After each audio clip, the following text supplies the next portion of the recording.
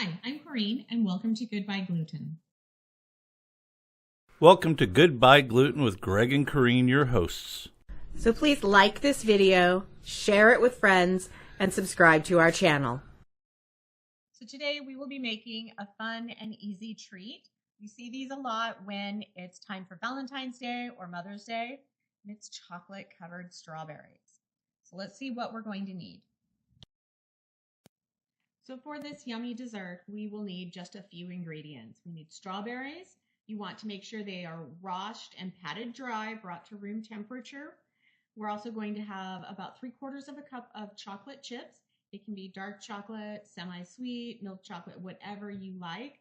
This is where a higher quality chocolate chip really makes the difference because it's a good flavor.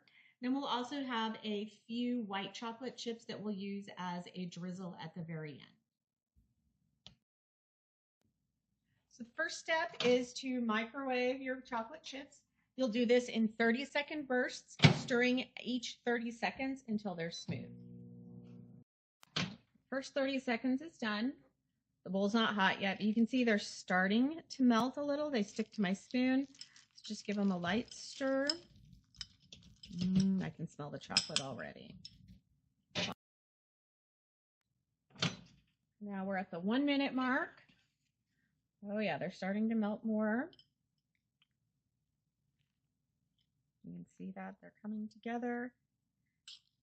You want to make sure that these don't burn. The chocolate will burn, so we're going to put it in for another 30 seconds.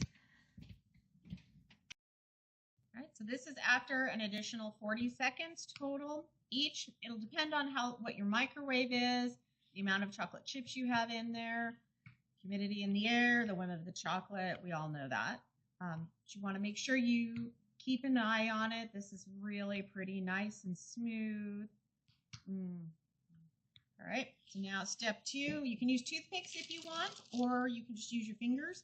You'll want to use a parchment covered plate or board, and then you just take your strawberries and dip it in.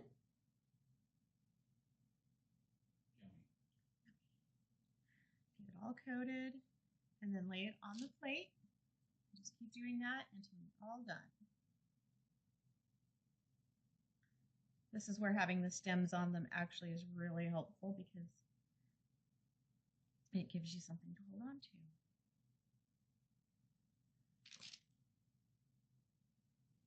How long does that take for the chocolate to harden? About 10 minutes, but we will also pop this in the refrigerator for about 20 minutes just to make sure it's nice and hardened. You do want to make sure you're going to serve these and eat these with same day. They will last overnight in the refrigerator, but no longer than that.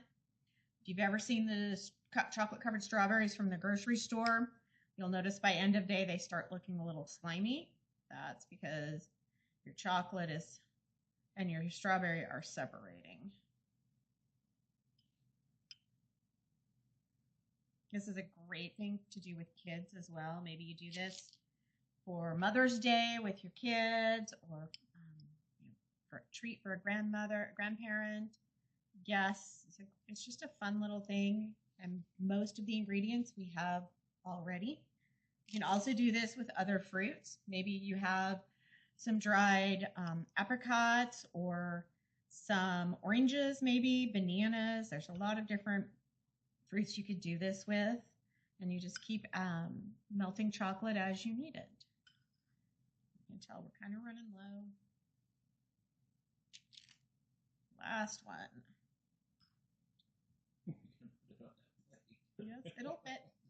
It'll fit. It's just, do we have enough chocolate? Yeah, we're good. There we go. We'll set this aside while we melt the white chocolate chips in the same fashion. 30 seconds. After another 15 seconds, you can see it's melting nicely. It's definitely warm. I can feel it.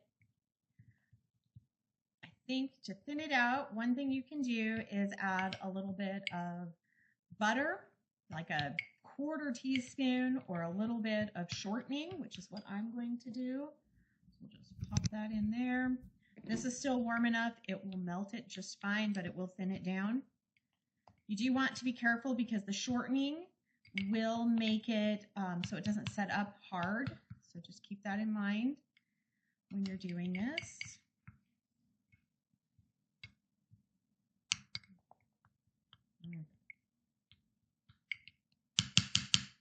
So what you could do is take a fork, dip it in like so, and then kind of fling it and it'll drizzle little bits without being too glompy. It's a little bit glompy, but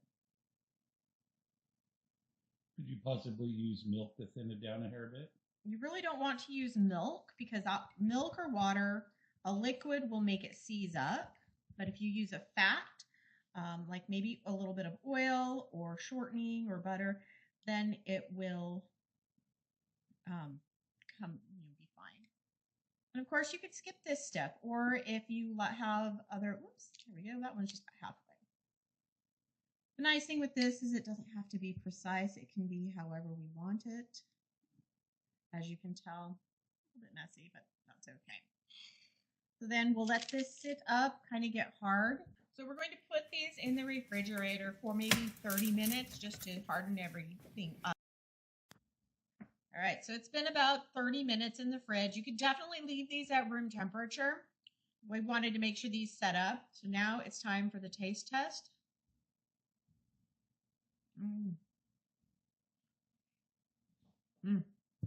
That is so good. Much easier than buying them at the grocery store. Much cheaper as well. I hope you enjoy these. And remember what we always say here at Goodbye Gluten. Saying goodbye to gluten does not mean saying goodbye to great food and great taste. Have a good evening.